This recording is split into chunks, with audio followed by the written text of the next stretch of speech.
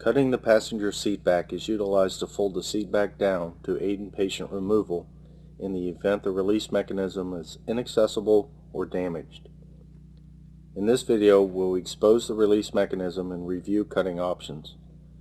You normally will be able to make your cuts without the removal of the outer cover of the seat.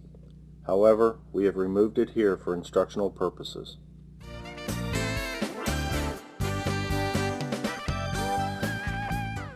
As the mechanism area is exposed, you can see the structures that we are dealing with. We see the pivot pin, the heavy gauge steel at the base of the mechanism, and bolts. You should try to avoid the reinforced areas and cut the support that comes up into the seat back. This is the weakest point, and cutting it will allow the seat back to fold down. We must maintain control of the patient during this tactic.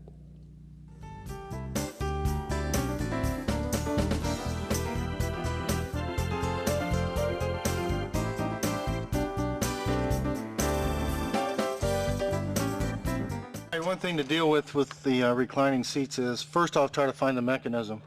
Find the mechanism side, release it. If it releases and the seat back goes back, great. But a lot of times during the wreck, those get jammed. So if you have to cut it, try to go to the mechanism side first. And the reason we do that is 9 out of 10 times the other hinge is just a dummy hinge. Cut the mechanism side, the seat back will fold back. But a couple things you gotta look for on the seat mechanism. The rolled steel right in there is a real strong piece that we don't really want to cut through, because what will happen is once your cutters get on that, as you close, your cutter tips will start to separate, and once they start to separate, if you keep going, you're going to possibly shear a tip off. So instead of cutting through that, all we need to do is expose it or know where it is, go above it to where the hinge is and cut through that area right there. That's the least amount of metal. We cut that, the mechanism doesn't matter anymore because we're cutting the seat away from the mechanism. Cut that side, the seat back should recline. If it doesn't recline, then that's telling us that the other hinge is a actual hinge that holds the seat up as well, and we have to cut it.